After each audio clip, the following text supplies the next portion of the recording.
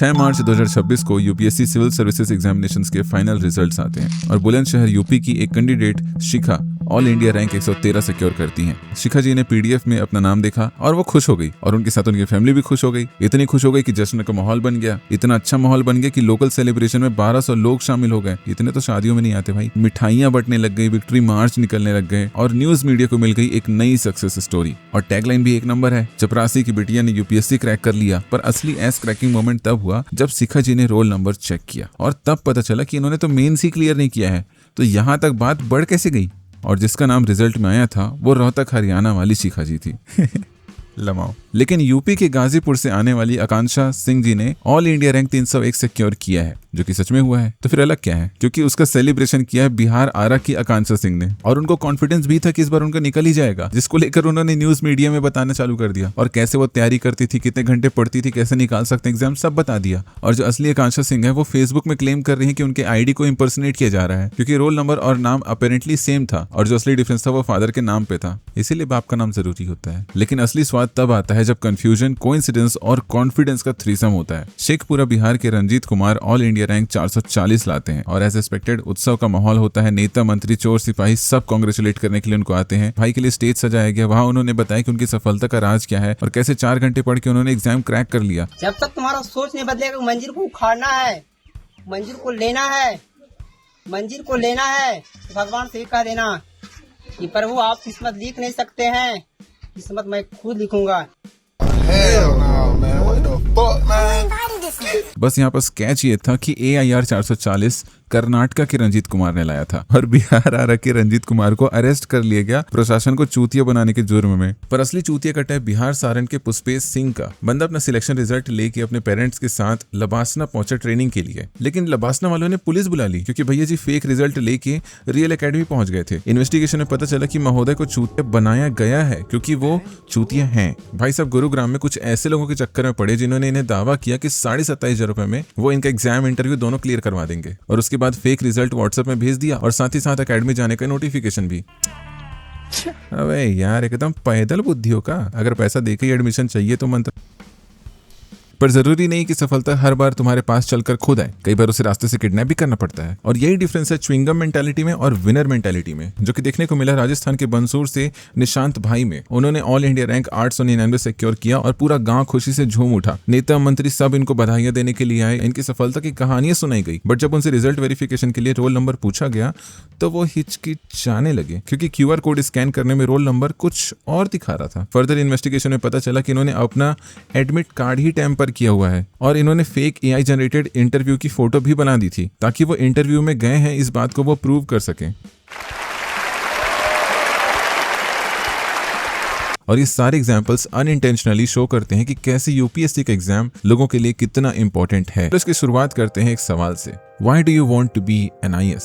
Power, prestige, stability, influence और क्या है? Under British rule Indian civil services के तहत जो डिस्ट्रिक्ट कलेक्टर बनते थे उनके पास executive, judicial, revenue power combined हुआ करते थे, जो कि डिस्ट्रिक्ट लेवल पर क्राउन का डायरेक्ट रिप्रेजेंटेटिव हुआ करता था। और पहले जिले भी बहुत बड़े बड़े हुआ करते थे और मिनिमल डेमोक्रेटिक अकाउंटेबिलिटी हुआ करती थी। आज भी कौन सी बहुत है, हेंस जिले का राजा। लेकिन मेजर चेंज हुआ 1947 में जब ICS बन गया IAS और फेडरल पब्लिक सर्विस कमीशन बन गई यूनियन पब्लिक सर्विस कमीशन और ऑपरेट होने लग गया under constitution and elected government और इनकी पावर भी सिग्निफिकेंटली कम हो गई। शुरुआत हुई जुडिशरी के सेपरेशन से and then specialised divisions and institutions के फॉर्मेशन से एंड फिर ग्राम पंचायत और नगर परिषद को ऑटोनॉमी मिलने से। इस तरह के मल्टीपल चेंजेस आने की वजह से जो डिस्ट्रिक्ट मजिस्ट्रेट का पावर हम जानते थे वो अब डायल्यूट हो चुका है काफी ज्यादा। Initially secretariat primarily IAS officials की टेरिटरी हुआ करती थी, बट अब प्राइवेट एक्सपर्ट्स की लेटरल एंट्री होने लग गई है और बाकी ऑफिशियल्स को भी प्रायोरिटाइज किया जा रहा है। तो वहां भी एक्सक्लूसिव नहीं रह गए, बट स्टिल DM अपने डिस्ट्रिक्ट का किंगपिन है। वो स्टेट गवर्नमेंट का चीफ एजेंट है एंड कोऑर्डिनेटर है मल्टीपल टेक्निकल डिविजन्स का। एंड यूजुअली लोग इस पावर को कॉनोटेट करते हैं रॉब से चलने से या फिर अपने सबऑर्डिनेट्स को चमकाने धमकाने से और खुद को सुपीरियर मानने से, जबकि एट द एंड वो बस एक सिविल सर्वेंट है, नौकर है देश का। The myth that people have about the civil service is that the civil service is all powerful.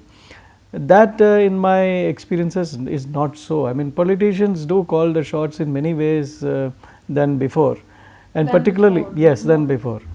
I would say that even 30-35 years back, just on the verge of me entering the service, I think bureaucrats had a lot more freedom And there were certain areas that politicians wouldn't interfere. For example, most politicians, of course, certain jobs politicians always pick the bureaucrats of their choice. But earlier the tendency was that in many jobs a bureaucrat would be left largely to decide who his or her team would be. And there was a certain single line of command.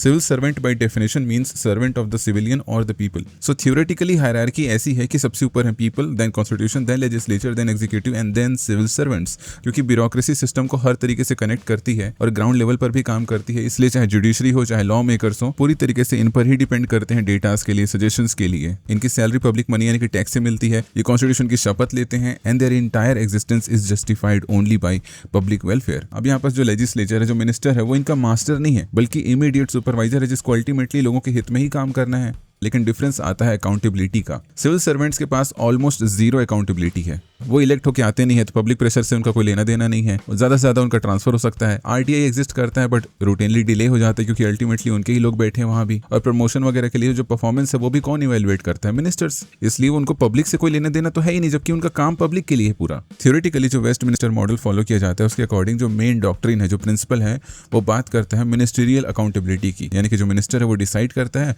और civil servant execute करता है. ना जो civil servant है उसको politically neutral रहना होगा, loyal होना होगा इलेक्टेड गवर्नमेंट को, और एनोनिमस होना होगा, यानी किसी भी काम का क्रेडिट मिनिस्टर लेगा या फिर ब्लेम भी वही लेगा. बट वो मिनिस्टर का यस मैन नहीं हो सकता. ऐसा नहीं कि भाई ने बोला करने का तो करने का. नेता तो अनपढ़, मतलब पॉलिटिशियन, पॉलिटिकल एक्सपर्ट तो हो नहीं सकता ना. वो कुछ भी इलीगल, अनकॉन्स्टिट्यूशनल या करप्ट काम करने को बोलेगा तो एक रिस्पॉन्सिबल आईएएस की कुछ पर्सनल लाइबिलिटीज भी होती है. वो कल को कोर्ट में ये नहीं कह सकता कि पर नेताजी ने बोला था तो किया ना, I was just following my orders. अबे चूतिए.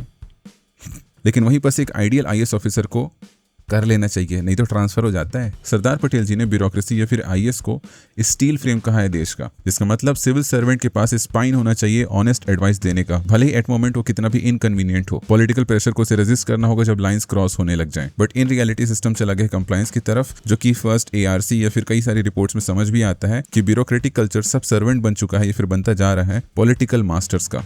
और चूतिया कट रहा है किसका? जनता का. Yes, it is a prestigious job. इसमें बहुत रिस्पेक्ट है क्योंकि ये इंडिया की टॉप सर्विसेज में से एक है. बट वो रिस्पेक्ट अक्रॉस प्रोफेशंस होने चाहिए थे. और जिस रिस्पेक्ट, जिस प्रेस्टीज की बात इस प्रोफेशन में की जा रही है, मुझे लगता है कि वो हेविली इन्फ्लुएंस्ड है हमारे कॉलोनियल माइंडसेट से. हमारा वो कॉलोनियल नशा आज तक नहीं उतरा है, जिसकी वजह से हम इसको इतना महान मानते हैं. डीएम एक पावरफुल पोजीशन बिकॉज उसका हर सेकंड इंपॉर्टेंट है. उसके पास इतनी सारी रिस्पॉन्सिबिलिटीज हैं जिसको वो निभाए ढंग से ना, अगर तो उसके पास टाइम कम पड़ जाएगा. इसीलिए उसको इतनी सारी एमिनिटीज मिलती हैं, पर्क्स मिलते हैं, गाड़ी मिलती है, घर मिलता है, नौकर मिलते हैं. लेकिन अधिकांश तो अपना बेसिक काम बिना करप्शन के नहीं कर पा रहे हैं. यू मे से कि पॉलिटिशियंस इंडिया के सबसे करप्ट लोग होते हैं, but in my opinion bureaucracy का जो बी है वो स्टैंड करता है ब्राइब के लिए. Do some significant thing for the country as well as our northeastern region. Video में ये महाशय कह रहे हैं कि मेरा ड्रीम है मैं देश और खासकर नॉर्थ ईस्ट के लिए कुछ काम करूं. बड़ी बड़ी बातें कर रहे ये शख्स 2021 बैच के आईएएस अफसर धीमान चकमा हैं. जून 2024 को इन्हें 10 लाख घूस लेते रंगे हाथ पकड़ा गया था. कुछ लोग तो एथिक्स पर बुक लिखकर फ्रॉजरी जैसा एथिकल काम करते हैं. राष्ट्रपति ने जिला कलेक्टर ऋषभ गुप्ता और जिला पंचायत सीईओ नागार्जुन गौड़ा को 2 करोड़ रुपए का इनाम दिया. लेकिन जब कुछ मीडिया रिपोर्ट्स बाहर आईं तो हकीकत कुछ और निकली. पता चला कि कुएं के नाम पर 2-2 फीट के गड्ढे खुदे हुए थे. शाहपुरा पंचायत के जिस खेत में कागजों पर तालाब दिखाया गया था, वहां दूर दूर तक कोई तालाब ही नहीं था. पिलानी माल पंचायत में पुराने स्टॉप डैम पर 4 लाख रुपए का नया सीमेंट पोतकर काम पूरा दिखा दिया गया. इन तस्वीरों में भी वाटर हार्वेस्टिंग के दावे के साथ अपलोड की गई दर्जनों तस्वीरें एआई से बनाई गई थीं. वैसे अक्टूबर 2025 में नागार्जुन गौड़ा पर एक सड़क निर्माण कंपनी को करोड़ों रुपए का फायदा पहुंचाने का आरोप भी लगा. आरोप था कि इन्होंने कंपनी पर लगे 51 करोड़ रुपए के जुर्माने को घटाकर 4032 रुपए कर दिया. अपनी ड्यूटी को महान काम समझ के सोशल मीडिया में हीरो बनते हैं और जहां हीरोगिरी दिखानी चाहिए वहां फूफू करने लगते हैं. बाद में आरोप लगे कि जल संचयन पोर्टल पर बाड़मेर के मामले में अपलोडिंग ऑफिसर टीना डाबी के नाम से एक ही फोटो को कई बार अपलोड किया गया है. उदयपुर में तो वाटर कंजर्वेशन स्ट्रक्चर्स के नाम पर वेडिंग कार्ड अपलोड कर दिया गया. और आजकल का ये बड़ा कॉमन सा ट्रेंड है कि सोशल मीडिया में अपना बेसिक काम ऐसे पोर्ट्रे करना कि जैसे आप कोई महान काम करो, समाज सुधारक उतर गया भी सड़क में. सर बीजेपी ने तो यही है ना. बीजेपी का क्या होता है? बीजेपी का सर मैं कुछ नहीं हूँ, हमारे फैमिली मेंबर में. फैमिली मेंबर में क्या है? जी सर, वो सांसद है. सांसद? जी सर. आस्था जैन, ऑल इंडिया रैंक 9. दुकानदार की बेटी बनी IAS। ये था न्यूज मीडिया में चलने वाला हेडलाइन। इन्होंने 2023 में यूपीएससी क्लियर किया, ऑल इंडिया रैंक 131 लाया और EWS कैटेगरी से IPS बनती हैं। बाद में 2024 में ये फिर एग्जाम देती हैं और इस बार जनरल कैटेगरी से, तब इनका रैंक आता है 186।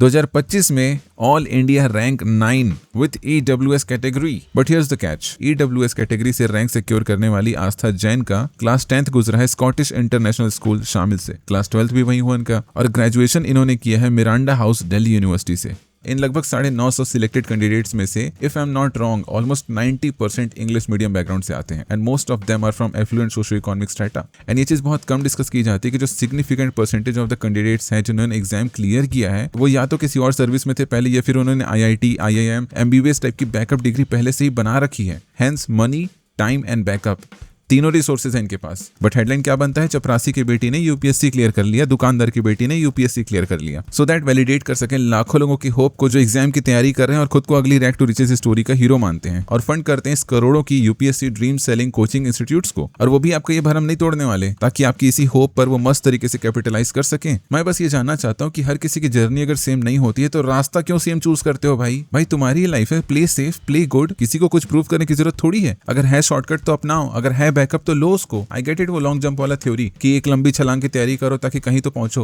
पर छलांग तो मारो। क्या बच्चों 6-7 साल तक तैयारी करते रह जाते हैं, और लोगों का यही ऑब्सेशन कि निकालना तो IAS ही है, उनको मजबूर करता है शेडी हरकतें करने के लिए, और ये कल्चर सही बन चुका है। तो इसलिए मैं अरफा उस्मानी जी की कोई गलती नहीं मानता यहाँ पर, वो बस उस कल्चर में ब्लेंड होने की कोशिश कर रही थी। 2023 में ऑल इंडिया रैंक 111 के साथ IPS बनने में मजा नहीं आ रहा था, तो 2025 में EWS कैटेगरी से 124 रैंक लाना उनको सही लगा, क्योंकि ये कल्चर का पार्ट था। कोई फिजिकल डिसेबिलिटी का कार्ड खेल लेता है, कोई EWS का कार्ड खेल लेता है। अल्टीमेटली लोग अपना सपना पूरा कर रहे हैं कि नहीं, ये इंपॉर्टेंट है। पर यूपीएससी को उससे भी दिक्कत, उन्होंने नए लॉज ला दिए री अटेम्प्ट को कम करने के लिए। अब इस नोटिफिकेशन के अकॉर्डिंग IAS या फिर IRS री अटेम्प्ट नहीं कर सकते। आप चाहते हो कि मैं नौकरी में आके अपना काम करूं, तो अपना रैंक वगैरह इंप्रूव मत करूं, मेरी क्या इज्जत रह जाएगी समाज में अगर मेरे पास सिंगल डिजिट रैंक नहीं है और मैं IAS हूं, और IPS और ग्रेड A सर्विस वाले बस एक अटेम्प्ट दे सकते हैं, और उसके बाद देने के लिए कुछ और भी देना पड़ेगा, जैसे कि अपनी नौकरी से रिजाइन।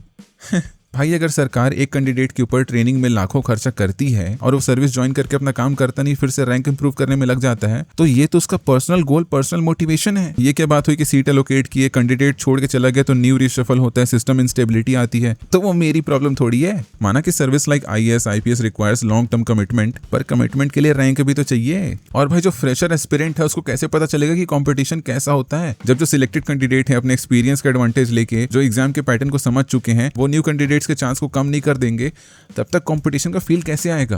भाई इन माय ओपिनियन देश सेवा करने के लिए IAS ही बनना पड़ता है, उसके अलावा कुछ और मिल गया, IPS मिल गया, ग्रेड A सर्विसेज मिल गई, या फिर कोई और सर्विस कर लिया आपने, तो आप देश सेवा नहीं कर सकते। सैल्यूट आपके परिश्रम को। तो अगर आपको देश सेवा करना है तो IAS बनना ही पड़ेगा, ये तो क्लियर ही है। बाकी तुम बताओ तुम्हारे क्या ओपिनियन इस टॉपिक के ऊपर। और हाँ, LN ऑनलाइन का द ग्रेट 50% प्रॉमिस चेकआउट करना मत भूलना, ठीक है। See you in the next, bye bye.